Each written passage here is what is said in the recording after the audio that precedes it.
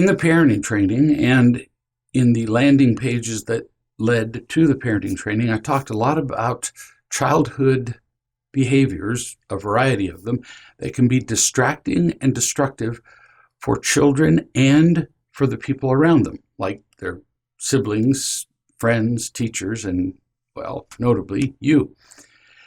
I chose to focus on certain unloving behaviors based on considerable experience with both children and their parents, having heard and become involved with thousands of stories and questions. But after the ridiculously effective parenting training was filmed, just for kicks, I thought I'd check out some online lists, Google lists, of top 10 things or top 8 things, or there were lots of lists. Things that kids do that annoy their parents or disturb their parents or puzzle their parents, things that are a problem. Most troublesome behavior in children. And it turns out that in the training, we covered all of those behaviors that parents report most often as problems with their kids. That was no surprise. But there was one exception: sibling rivalry. In the training, I never specifically used that term, which is fairly commonly used among child therapists and therefore sometimes parents. I almost thought, how could I miss this one? But then I read what a great many articles and experts had to say, and I was glad that I did not deal with the subject in the video training for 2 reasons. One, the definitions of sibling rivalry varied a lot. They all distilled down, however, to one thing: kids fighting with their brothers and sisters. There's nothing novel there, nothing that we didn't cover, nothing we didn't cover in the parenting training a great deal. And second reason, I'm glad that I didn't include sibling rivalry as a separate subject. Throughout the parenting training, we did talk about the causes of conflict between children, as well as how to respond far more productively than we have been. That would not have been enhanced by talking about sibling rivalry. In short, sibling rivalry isn't really a separate subject from that of kids who just don't feel unconditionally loved by their parents. That is all that sibling rivalry is. It is not a separate subject, and we know the solution: loving and teaching. And then I thought, well, maybe I'm still premature in dismissing sibling rivalry as a subject, because people do use the term. So I consulted the most visited website on the subject that was written by pediatricians, a professional website, pediatricians specializing in childhood behavior at a major medical school. And I learned a couple of important things. First, academics, and by that I mean the professors, not the concept of academia, are roughly as clueless about real people as I remembered they were all the way through medical school and surgical residency. Examples. The website article started off by stating that, quote, sibling rivalry is the jealousy, competition, and fighting between brothers and sisters. Well, that's not a bad start, but that's just a way of saying that kids argue and fight with each other, which we've covered in many other ways without using that term. So then they wrote a long list of the reasons for sibling rivalry. I'm going to list or talk about just the top 3. I didn't select through the list, just the first 3. The first reason that they declared for sibling rivalry is, quote, each child is competing to define who they are as an individual. As they discover who they are, they try to find their own talents, activities, and interests. They want to show that they are separate from their siblings, end quote.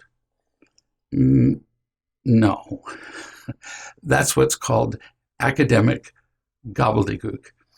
Behavioral science academics pretty much have to make things sound complicated. If something were simple, we wouldn't need them, the academics, and they couldn't be called doctor and Herr Professor.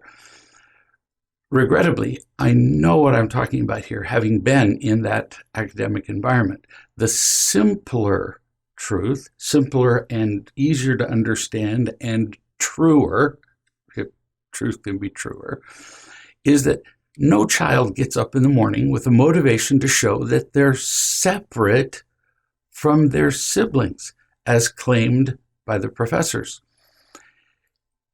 It's not that complicated.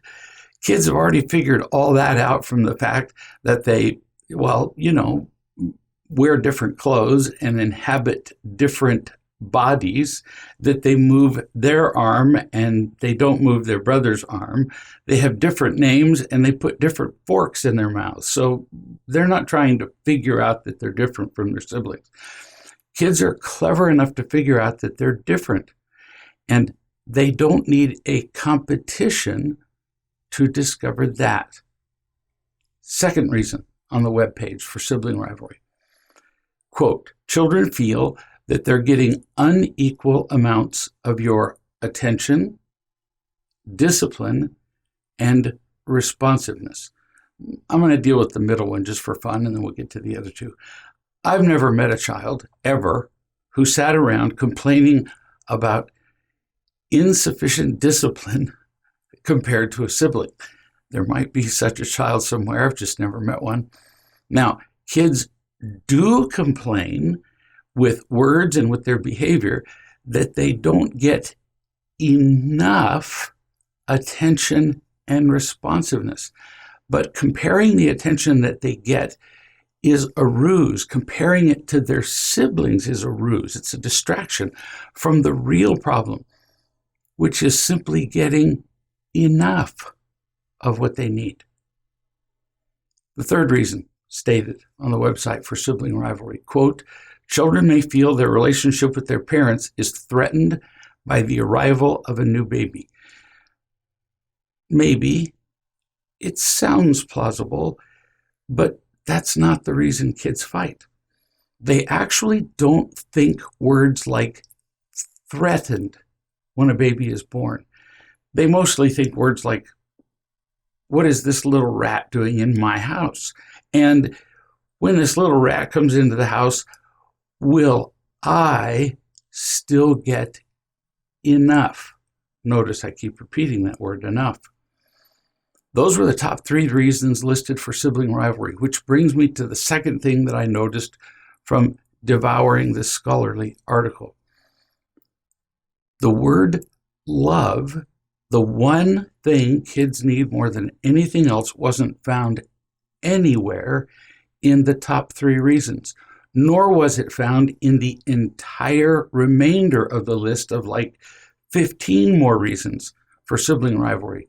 Children need to feel unconditionally loved. We've talked about that. They don't get it. There's no news there. Without the love that they need like air, they're in unbearable pain. And then they lash out at whoever is closest. They don't understand who's the cause of their not getting enough love. They just know that they're in pain and they lash out and they hit whoever's closest by. Notably, their siblings, who are not only close, but much easier to fight with than their parents, who are bigger and stronger. Sibling rivalry is not more complicated than that. A child not getting enough, lashing out in pain, and they hit the first person nearest them, which is very often their sibling. If they hit their parents, there are usually unpleasant consequences, whereas they can get away with hitting a sibling. How do I know? Because I've known a number of children now who have been raised with sufficient unconditional love from their parents, as have their siblings, from birth. And these children simply don't fight. The word sibling rivalry doesn't even make sense to these children who have enough. I know, it's a little unbelievable to people who haven't seen such children, but I've seen quite a few now. These children don't argue. They don't feel threatened by each other. They don't struggle to prove that they're separate from their siblings. They don't feel jealous or competitive. All of the qualities of what the experts call sibling rivalry. Why? Why don't they do this? Because they have, I'm going to pause to emphasize this word, because they have enough of what they need most, the love of their parents. They have enough real love from their parents, and that is the key word, enough. Once you feel enough unconditional love, there's no competition. You don't care how much other kids get. In fact, you don't quantify real love. It's fairly binary. Either you get enough or you don't. Getting enough love is much like getting enough food. If you're completely full and satisfied after eating a delicious meal, do you look around the table and feel jealous, which is a condition of rivalry, with someone who ate more than you did? Ridiculous to even think such a thought. No, having enough is enough. And after that, competition makes no sense at all. So, to be blunt, sibling rivalry, if we accept the term at all, is about a lack of love. And the solution is to love and teach, many examples of which are found in the parenting training. Not complicated.